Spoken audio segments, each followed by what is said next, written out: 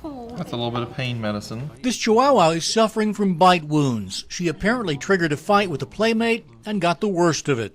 She's got another one on the other side. As we'll soon find out during our visit on this Easter Sunday, dog versus dog emergencies are quite common. On the springtime weather, people are out more with their animals. Animals are visiting with each other, getting to meet each other, and sometimes they have disagreements. While the wounded Chihuahua gets the care she needs, Easy, sweet pea. Ryan is getting some x-rays. He's recently been having some pain walking. You gotta be brave, handsome. After a few minutes in x-ray, Get you out of here. Dr. Jeff Sutton delivers the diagnosis. This is spondylosis of his spine. See all these things are fusing? Ryan is prescribed some anti-inflammatory medication and should be just fine. Tootsie the boxer isn't feeling so fine at the moment. She had a run-in with a truck in Biloxi's Hiller Park this Easter Sunday afternoon. She had some minor lacerations on her back leg. We were able to fix them, and we used a local anesthetic, and we were able to suture them up and send her home to be home for Easter. Tootsie was a most cooperative patient and didn't even seem to mind wearing the cone. Still, after her stitches, she was anxious to get back to her family.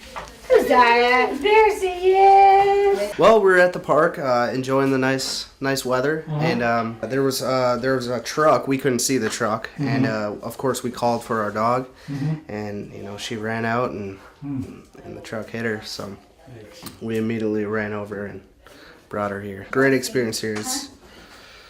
It's a blessing for sure. So. I love the satisfaction of having an animal get better. I know a lot of people think that a lot of animals pass away here, or it's a lot of sad times, but in fact most animals that come in do very well in a very short amount of time, and it's really satisfying to come in and have an animal, the people are upset, the animal's not doing well, in just a few hours time have it doing so much better. It's really rewarding.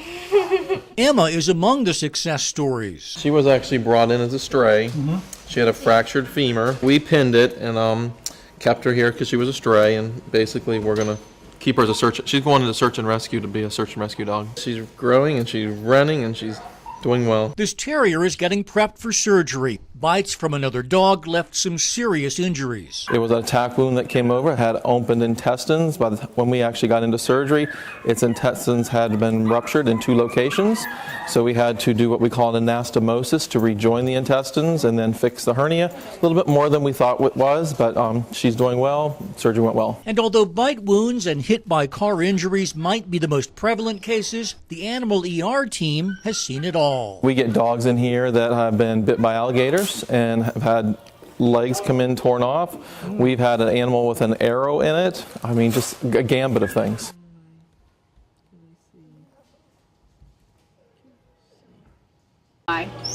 Oh, my pretty girl. How you doing today? Gulf Coast Veterinary Emergency Hospital is the most advanced animal ER in the region. It was designed and built to human standards. We have several isolation wards. We have several different wards in the hospital, which allows the animals to be comfortable and in a healing environment.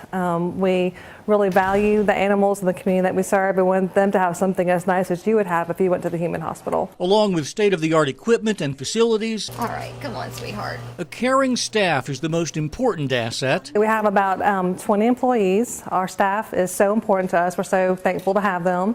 They really do care about the animals as they would their own, and they're real important to us in our business. It's essential. It's essential to their caring, their healing process. It's essential to know, Jeff and I know, that the animals are in good hands.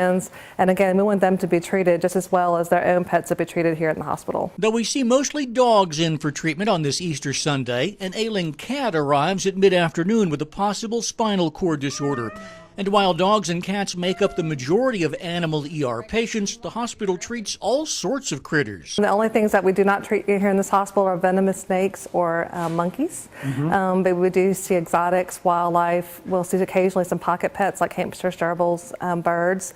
We also will see an occasional goat, sheep, or chicken that's kept as a pet. These are baby barred owls, and we get a number of owls and hawks at this time of the year that get blown out of their nests. The director of the Wildlife Care and Rescue Center relies on this animal hospital. Without this ER, there's a lot of animals that we wouldn't be able to retrieve. A lot of them get dropped off here because a lot of people in the community know that the ER is here, and Dr. Sutton calls us and we come over and pick the animals up from them. This Yorkshire Terrier is about to undergo surgery for a badly broken hind leg. They had an estimate to fix it, which was about $2,500, and they're going to opt to amputate the leg instead. Dr. Sutton says such surgeries are not uncommon, though some may cringe at the thought of amputation. Little dogs, unfortunately, getting in trouble and have bad fractures, and sometimes the most economical way and very practical way is to amputate, and they do wonderful. Sammy is a lucky dog this day. His wounds from a run-in with a kennel mate are not too serious. A few well-placed staples later, he's reunited with a thankful owner. It was nice to be able to have somewhere to go in the afternoon. Yeah, on Easter Sunday. On Easter Sunday, exactly. He's good. He's good. They took good care of him.